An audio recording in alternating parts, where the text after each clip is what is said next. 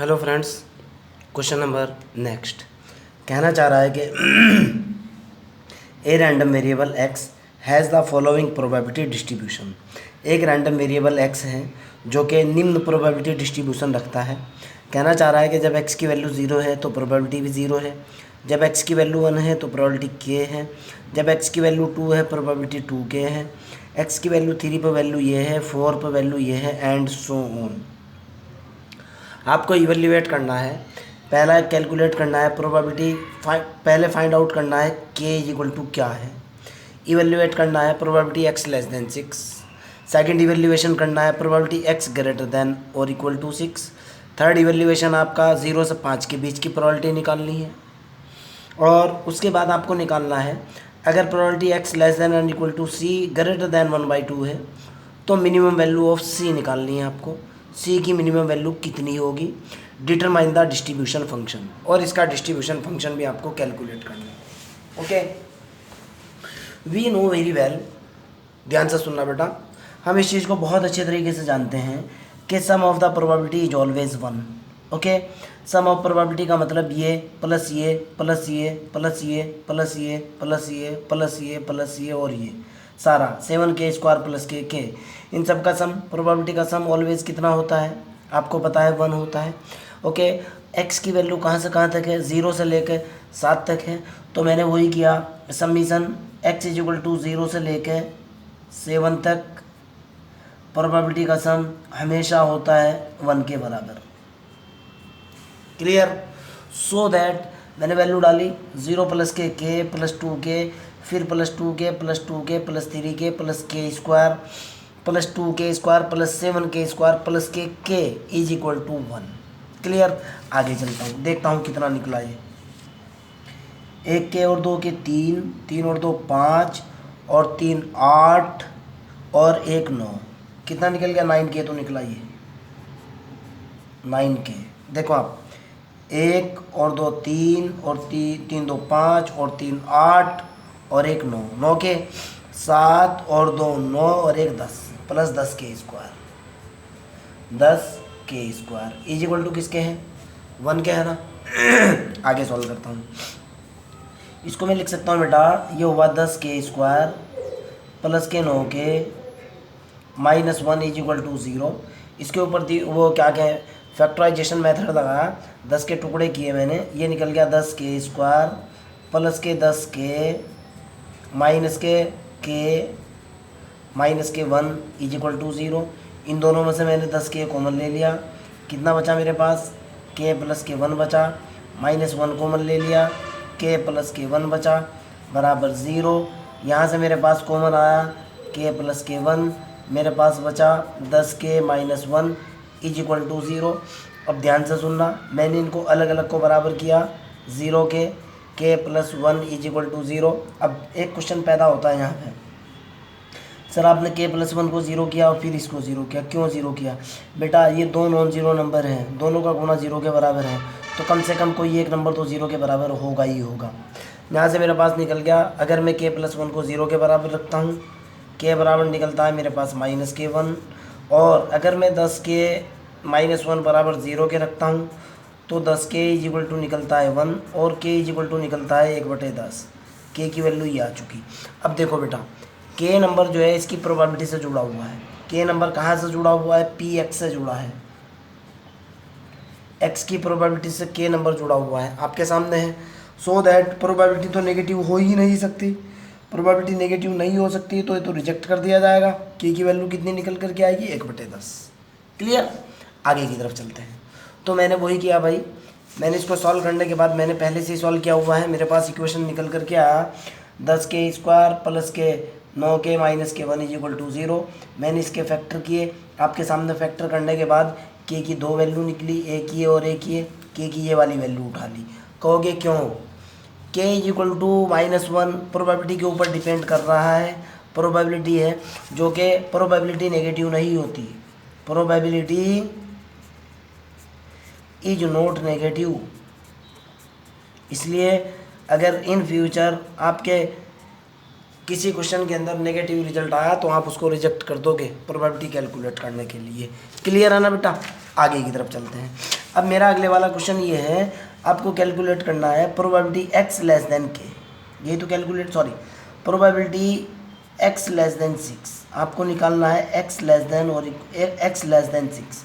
इसका मतलब क्या निकलता है बेटा, प्रोबेबिलिटी x लेस देन 6 का मतलब है कि 6 से पहले रिजल्ट यानी 6 से पहले रिजल्ट, यही तो मतलब निकलता है ना। प्रोबेबिलिटी x लेस देन 6 यानी इससे पहले पहले रिजल्ट 0 1 2 3 4 एंड 5, 6 से पहले पहले देखो। प्रोबेबिलिटी x लेस देन 6 का मतलब है probability x equal to 0 plus, देखो 6 से पहले पहले हो सकता है ये हो या फिर ये हो या फिर ये हो या फिर ये हो एंड सो ऑन। आपको पता है ना इस चीज़ का, मैं उसी कंसेप्ट का यूज़ कर रहा हूँ। Probability x less than 6 plus का निशान इसलिए यूज़ किया, हो सकता है ये हो या फिर ये वाला हो सकता है ये हो, या के लिए यूज़ किया जाता है प्लस का निशान। ओके, तो मेरे पास निकला probability x equal to 0 plus probability x equal to 1 plus probability x equal to 2 plus probability x equal to 3 x equal to 4 and x equal to 5, 6 से कम। अब देखते हैं भाई क्या क्या प्रोबेबिलिटी आ रही है इनकी।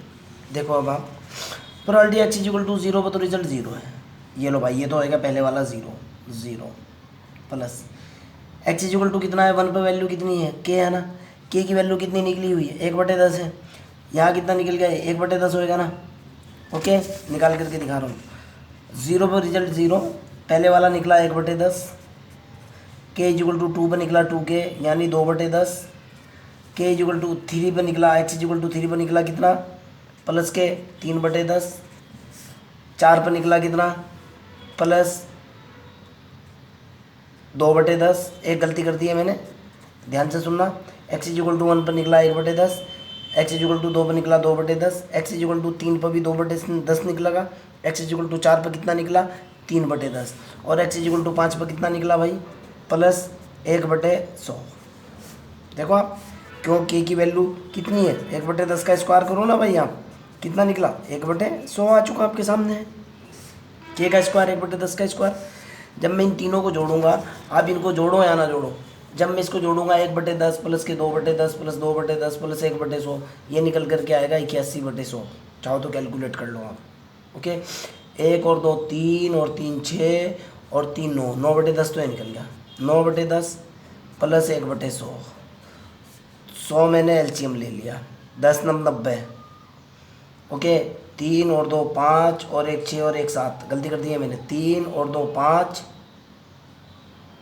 3 और 2 5 और 2 भाई, अरे यार 3 और 2 5 और 2 7 और 1 8, 8 तो निकल गया ये, ठीक है ना, क्लियर है ना। 10 एलसीएम लिया, ये तो निकला 80 प्लस के 1 कितना निकल गया 81/100 आएगा ना। देखो ना आप, पहले वाला तो होएगा ये। सेकंड क्वेश्चन कह रहा है कि x ग्रेटर देन और इक्वल टू 6, इसका मतलब समझने की कोशिश करना। कह रहा है कि प्रोबेबिलिटी का मान जो है x ग्रेटर देन और इक्वल टू 6 होना चाहिए, यही है ना। चलो भाई, यानी इसका मतलब निकलता है प्रोबेबिलिटी x ग्रेटर देन और इक्वल टू 6 का मतलब प्रोबेबिलिटी x इक्वल टू 6 हो या प्रोबेबिलिटी x इक्वल टू 7 हो। क्लियर, दो तरीके हैं आपके पास, चाहे तो 6 और 7 वाली जोड़ लो, ये दोनों जोड़ लो, आपका रिजल्ट आ जाएगा।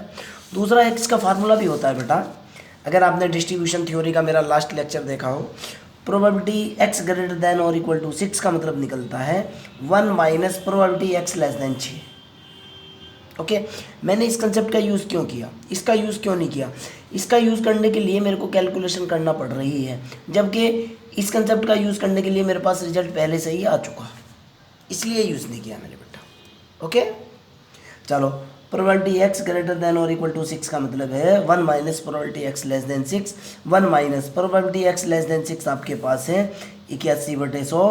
तो जाहिर सी बात है, जब आप 100 एलसीएम लोगे इसके अंदर से, ये होगा 100 माइनस 81/100 बराबर हो जाएगा 19/100। दूसरा भी क्लियर।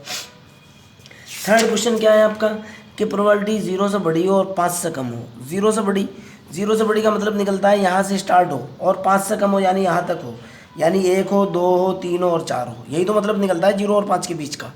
ये देखो ना, 0 less than x less than 5, यही है ना। चलो भाई, probability 0 less than x less than 5 का जो मतलब है बेटा, वो है x इक्वल टू 1 हो, x इक्वल टू 2 हो, 3 हो और x इक्वल टू 4 हो। चलो, x इक्वल टू 1 पर देखते हैं क्या है। एक्स इज इक्वल टू 2 पर देखते हैं क्या है, एक्स इज इक्वल टू 3 पर देखते हैं, और एक्स इज इक्वल टू 4 के ऊपर रिजल्ट देखते हैं क्या है। ओके चलो भाई देखता हूँ। एक्स इज इक्वल टू 0 पर, एक्स इज इक्वल टू 1 पर देखता हूँ, निकाल दूंगा, अभी 2 मिनट लगेगी, हो सकता है मैंने ये क्वेश्चन अटेम्प्ट ना किया हो, ये वाला portion. X is equal to 1 देखता हूँ कितना है, एक्स इज इक्वल टू 1 पर रिजल्ट कितना है भाई, ये निकाल रहा हूँ। एक्स इज इक्वल टू 1 पर रिजल्ट है 1/10, एक्स इज इक्वल टू 2 पर रिजल्ट कितना है 2/10, एक्स इज इक्वल टू 3 पर रिजल्ट कितना है 3 पर रिजल्ट 2/10 है, प्लस के 2/10। ओके आपको कहाँ तक चाहिए, आपको चाहिए 0 से 5 के बीच, यानी 4 तक चाहिए आपको कहाँ तक चाहिए 4 तक चाहिए, 4 पर निकालो, प्लस के 3 के का मतलब 3/10, भाई ये के 1/10, 2 पे 2 के 2/10, फिर 3 पे 2 के बोले तो 2/10, 4 पे 3/10, कितना निकल गया भाई 3 और 2 5 और 2 7 और 1 8, 8/10, 8/10 का मतलब क्या निकला 4/5, कोई दिक्कत ही नहीं है, निकल गई ये वाली प्रोबेबिलिटी, निकल चुकी, ये वाली निकल गई, कितनी निकल करके आई देखो आप, ये निकली आपके पास सीधी सीधी, ये देखो सीधा सीधा ये प्रोबेबिलिटी का रिजल्ट कितना निकल करके आया, ये निकला 4/5। पूरी कैलकुलेशन मैंने आपको यहाँ इधर बहुत अच्छे से बता दी है। ओके आगे चलते हैं बेटा, क्वेश्चन नंबर नेक्स्ट, अगले वाला जो पोर्शन कह रहा है, अगले वाला जो पोर्शन कह रहा है कि आपको ये निकालना है प्रोबेबिलिटी x लेस देन सी हो, x लेस देन सी हो, किसी नंबर से छोटी हो, और उसकी प्रोबेबिलिटी का रिजल्ट जो है ना 1/2 से बड़ा आना चाहिए, तब find out the value, minimum value of c calculate करनी है, सी की मिनिमम वैल्यू कैलकुलेट करनी है। जोड़ करके देखो बेटा, आप देखो मैं पहले ही बोल रहा हूँ और आपको समझाने की कोशिश करूँगा, ये देखो यहाँ पे क्या लिखा है, पहले मैं कह रहा हूँ कि probability X greater than, X less than और equal to C greater than होनी चाहिए 1/2 से, तो इस पोजीशन में सी की मिनिमम वैल्यू 4 निकल करके आएगी। कहोगे कैसे, समझने की कोशिश करना कैसे निकलेगा। देखो बेटा जब आप इस प्रोबेबिलिटी को जोड़ोगे, पहले वाली तो देखो आप जोड़ करके देखो कैसे, पहले वाली तो निकलेगी 0, निकल गई, मैंने इसको जोड़ना शुरू कर दिया, मेरे को 1/2 से बड़ा रिजल्ट लाना है, पहले वाली तो 0, ये वाली जोड़ी कितनी 1/10, ये वाली जोड़ी कितनी, के की वैल्यू तो 10 है ना, 2/10 होगी, ये वाली जोड़ी कितनी 2/10 होगी। देख के यहाँ तक देखता हूँ, यहाँ तक देखता हूँ, पहले यहाँ तक कितना आ रहा है, 2 और 2 4 और 1 5, यहाँ तक मेरे पास निकल गया कितना 5/10, 5/10 का मतलब कितना होएगा 1/2, 1/2 है ना, निकल गया ना। रिजल्ट क्या कह रहा है कि वैल्यू कितनी होनी चाहिए 1/2 से बड़ी, यानी मैं यहाँ तक नहीं चलूँगा, मेरे को आगे तक चलना होगा। फिर मैंने ये भी ऐड किया इसके अंदर 3/10, 1/2, 1/10, 2/10, 3/10, 5/10, 3 और 2, 1/10, 2/10, 2/10, 3/10, 3 और 2 5 और 2 7 और 1 8, 8/10 होएगा ना। क्या 8/10 ग्रेटर दैन 1 नहीं है क्या, 8/10 ग्रेटर दैन 1 है। ओके जब 8/10 ग्रेटर दैन 1 है तो सी की वैल्यू मिनिमम से मिनिमम वैल्यू कितनी रखी जाएगी, मेरे को ज़रा समझने की कोशिश करना। सी की वैल्यू अगर मैं 4 पुट करूँगा, देखना कैसे ये we get c is equal to 4 कैसे आ रहा है, इस चीज़ को समझने की कोशिश करना। ये जो मैं कह रहा हूँ ये तो आपकी समझ में आ चुका, प्रोबेबिलिटी ग्रेटर दैन 1 है। अब मैं ये कहना चाह रहा हूँ सी इज इक्वल टू 4 कैसे पुट करूँगा। अगर बाई चांस मैं इस क्वेश्चन को ये लिख दूँ प्रोबेबिलिटी एक्स लेस देन और इक्वल टू 4, ज़रा समझने की कोशिश करो, प्रोबेबिलिटी एक्स लेस देन और इक्वल टू 4। जब मैं प्रोबेबिलिटी एक्स लेस देन और इक्वल टू 4 की वैल्यू निकालूंगा, मैंने अभी अभी निकाली थी, ये देखो बेटा प्रोबेबिलिटी एक्स लेस देन और इक्वल टू 4 की वैल्यू निकाली मैंने, पहले वाला तो निकला 0, ये देखो ये तो हुआ 0 प्लस एक्स लेस देन 1/4 की बात करता हूँ, ये हुआ 1/10, ये हुआ 2/10, ये फिर 2/10, ये फिर 3/10, कितना निकला था ये मेरे पास निकल गया था 8/10, 8/10 का मतलब कितना निकल 4/5 निकल गया था ना, 4/5 निकल गया था ना, क्लियर है ना, समझ में आती है मेरी बात। 8/10 4/5 1/2 से ज़्यादा हो चुकी है, देखो आप ग्रेटर देन 1/2 हो चुकी। तो जब ये बड़ी हो चुकी आपको ये आइडेंटिफाई करना है ये किसके बराबर आ रहा है, यहाँ लेस देन सी है ना, तो सी की वैल्यू कितनी जाएगी, 4 नहीं जाएगी क्या, वही कहने की कोशिश कर रहा हूँ। C is equal to 4, okay, so that C is equal to 4। Answer आ चुका। डिस्ट्रीब्यूशन फंक्शन की बात करते हैं, डिस्ट्रीब्यूशन फंक्शन देखते हैं कैसे बनता है। देखना बेटा अब मैं आपको डिस्ट्रीब्यूशन फंक्शन बनाना सिखाऊंगा यहाँ से। एक्स की जो वैल्यूज़ हैं, एक्स की वैल्यू है 0 1 2 3 4 5 6 और 7। मैंने एक्स की वैल्यू ले ली सारी एक्स की वैल्यू। लेने के बाद अब यहाँ देखना आप, एक्स की सारी वैल्यूज़ ली मैंने 1 2 3 4 5 6 और 7 जितनी भी वैल्यूज़ हैं। 0 पर वैल्यू 0 है, 1 पर वैल्यू कितनी है के का मतलब 1/10। यहाँ कितनी है 2 के, दोनों को जोड़ो, 2 के और 1 के कितना होएगा 3 के, 3 के का मतलब 3/10। अब इन तीनों को जोड़ो, अगले वाले में 2 और 2 4 और 1 5, 5 के का मतलब 5/10। अब अगले वाले में फिर नंबर 4 पर फिर तीनों को जोड़ो, 3 और 2 5 और 2 7 और 1 8/10। निकल गया ना। इस तरह से क्या आप इनको जोड़ नहीं सकते क्या? जोड़ने के बाद जो भी आपका रिजल्ट आएगा, this is distribution function. Okay, clear? आपका अगर कोई डाउट हो, कोई प्रॉब्लम हो, you can directly ask me. मेरे हिसाब से तो क्वेश्चन बिल्कुल क्लियर हो चुका है, एक वर्ड में इसका क्लियर आपको समझा चुका। अगर फिर भी आपका कोई डाउट है, कमेंट बॉक्स के अंदर क्वेश्चन डालिए, I will help you. Okay, आगे की तरफ चलते हैं। क्वेश्चन नंबर नेक्स्ट ये बोलता है बेटा कि अगर आपके पास प्रोबेबिलिटी, अब की बारी ये है कि कहना चाह रहा है कि आपके पास ये रैंडम वेरिएबल एक्स है, can take all non negative integral values. एक रैंडम वेरिएबल एक्स है जिसकी सारी वैल्यू यहाँ ना 0 या 0 से बड़ी है, नॉन नेगेटिव वैल्यू है, पॉजिटिव वैल्यू है। नॉन नेगेटिव का मतलब है क्या तो 0 है या 0 से बड़ी, नेगेटिव नहीं है, सीधा सीधा मतलब नॉन नेगेटिव का मतलब नेगेटिव है ही नहीं। And the probability that x takes the value of r is proportional to alpha की पावर आर। और उसकी जो प्रोबेबिलिटी है, जब एक्स की वैल्यू आर है, उस वक्त में प्रोबेबिलिटी अल्फा की पावर आर के प्रोपोर्शनल है। आपको फाइंड आउट करना है एक्स इक्वल टू 0। देखो बेटा, क्वेश्चन के अंदर गिवन क्या है? क्वेश्चन के अंदर ये साफ साफ दिया है कि जब probability x equal to r पर ये डायरेक्टली प्रोपोर्शनल है, डायरेक्टली प्रोपोर्शनल का निशान लगा अल्फा की पावर आर के, प्रोपोर्शनल है ना, यही है ना। आपको पता है बेटा, जब मैं इस प्रोपोर्शनल के निशान को हटाऊंगा तो मेरे पास एक कांस्टेंट निकल करके आता है, मैं उसका यूज़ करूंगा। Probability x equal to r is equal to a into alpha की पावर आर। आप इस चीज़ को आपने 11th-12th के अंदर बॉयल्स लॉ, चॉल्स लॉ वगैरह केमिस्ट्री फिजिक्स में बहुत पढ़े होंगे। जब आप किसी प्रोपोर्शनल के निशान को हटाते हैं तो कोई कांस्टेंट लेकर के चलते हैं। क्लियर? मैंने उसी का यूज़ किया। क्वेश्चन के अंदर कहना चाह रहा है जब एक्स की वैल्यू आर है तो प्रोपोर्शनल टू अल्फा की पावर आर के। ओके, यानी probability x is equal to r के ऊपर मैंने इसको डायरेक्ट लिखा, प्रोपोर्शनल का निशान हटाने के बाद ए इंटू अल्फा की पावर आर। और आर की जो वैल्यू है वो दे रहा है takes the values r. R की जो वैल्यू है 0 1 2 3 कुछ भी हो सकती है। अगर मैं आर की वैल्यू डालता हूँ, ध्यान से सुनना, आप इस चीज़ को बहुत अच्छी तरीके से जानते हो बेटा कि मेरे पास जो प्रोबेबिलिटी का सम होता है ना, वो सदैव 1 के बराबर होता है। मैंने इसके ऊपर आर की अलग अलग वैल्यू के ऊपर कैलकुलेट किया। जब आर की अलग अलग वैल्यू डालूंगा मेरे पास निकल करके आएगा, पहले वाला probability x is equal to 0 पर निकल करके आएगा ए अल्फा की पावर 0। फिर probability x is equal to 1 पर निकल करके आएगा ए अल्फा की power 1। Probability x is equal to 2 पर निकल करके आएगा a alpha square and so on. निकलेगा ना। मेरे को पता है कि प्रोबेबिलिटी का सम सदैव 1 के बराबर होता है। जब मैं इन सबको जोड़ूंगा मेरे पास निकलेगा ए अल्फा की पावर 0, ए अल्फा की पावर 1, ए अल्फा स्क्वायर, ए अल्फा की पावर 0, ए अल्फा की पावर 1, ए अल्फा की पावर 2, अल्फा की पावर 3, अल्फा की पावर 4। और मैं जानता हूँ कि सम ऑफ द प्रोबेबिलिटी, मैं सिग्मा इसी ऐसा लगा रहा हूँ, आर बराबर 0 से लेकर आर बराबर आर तक जो प्रोबेबिलिटी है उनका सम 1 के बराबर होता है। ए मैंने कॉमन ले लिया। अब ये देखो बेटा, इसको क्या लिख सकता हूँ, एक 1 अल्फा स्क्वायर, अल्फा की पावर 3 एंड सो ऑन। मेरे को एक बात बताओ यार, आपने 10th क्लास के अंदर एक द्विपद पर में बाइनोमियल थ्योरम पढ़ी होगी।